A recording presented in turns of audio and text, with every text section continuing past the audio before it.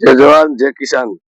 केम छो वाला मित्रों, मजा में? तो आज આપણે વાત કરીએ ફુલીવરના રોપની। મારો વિડિયો પૂરો દેખશો તમને ફુલીવરનો રોપ કઈ રીતનો કરવો પણ તો એ તમને પૂરો પણ ખ્યાલ આવશે। તો આજે આપણે ફુલીવરનો રોપ છે તો પોકવાનો છે। આજે તારીખ 11 છઠ્ઠો મહિનો 2026 અને આજે આપણે આ ફુલીવરનો રોપ પણ જો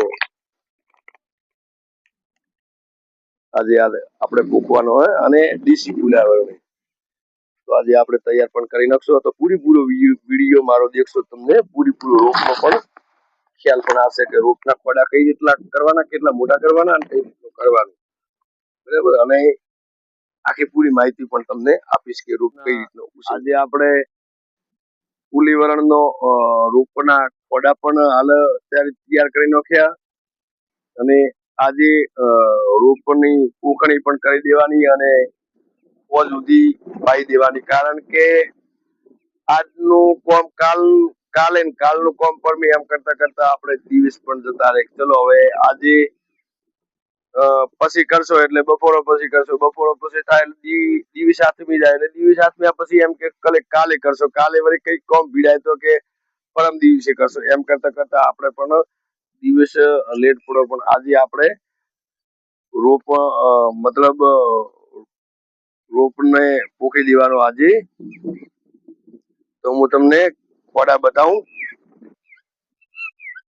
ખોડા કમસે કમ આપણે 1 કિલા રોપના કરવાના है। 1 કિલા રોપના 20 ખોડા કરવાના है। એક ખોડામાં 50 ગ્રામ રોપ આવશે। તો આ ખોડા જોઈ લો, નાના ખોડા है, આ જોઈ લો ખોડા। હજુ ખોડા આટલા જ કરવાના, મોટા ખોડા નહીં કરવાના। અને પાણી ચોમાસે ના ભરાય એ રીતનો ઢાળ રાખવાનો, પાણી કાઢવાની સુવિધા રાખવાની। આપણે બોરનું પાણી ચાલશે પણ વરસાદનું પાણી ભેગું થાય ને તો વરસાદનું પાણી 2 કલાક અંદર રોપની અંદર રોપની અંદર પડ્યું રહે ને તો મતલબ રોપ ઉતરી જાય। પેલું પાણી કદાચ પડ્યું રહે આપણે બોરનું ચાલશે। આપણે જો ખોડા આ રીતના નાના કર્યા છે અને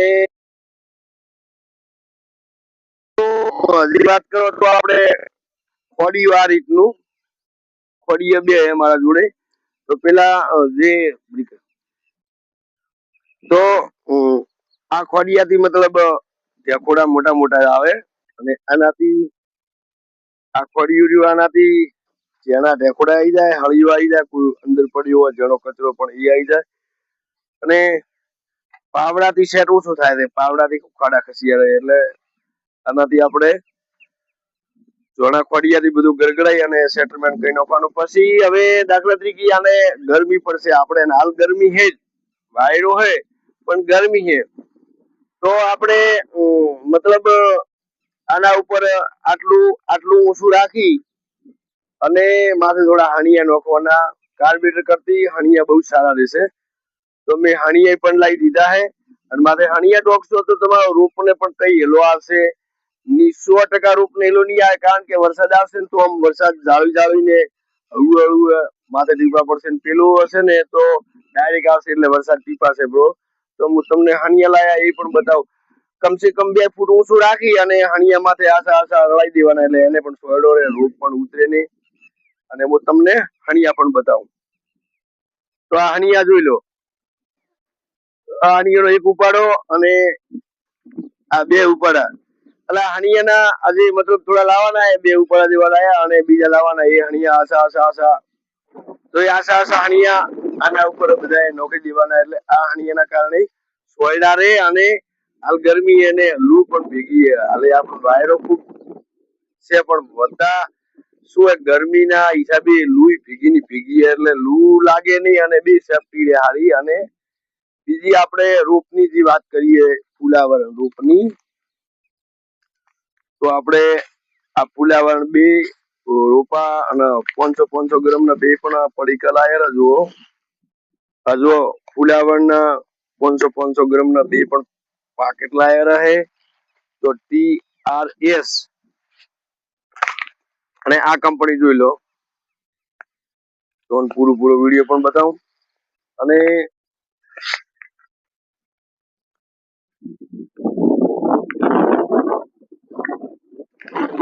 આ કંપનીનું ફુલાવરણ અને વત્તા દેશી ફુલાવરણ.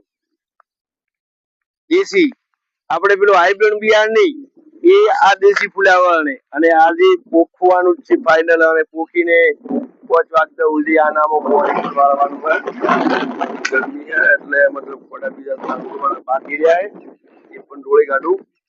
અને પૂરો મારો વિડીયો પણ દેખતા રહેશો, તમને પૂરો ખ્યાલ આવશે. અને ઠેર સુધી હું તમને રોપો તૈયાર થશે, કેટલી દિવસે ઉગશે અને કેટલા દિવસે કેટલો થશે એ પણ મારા વિડીયોના માધ્યમથી હું તમને દેખાડીશ. જય જવાન જય કિસાન.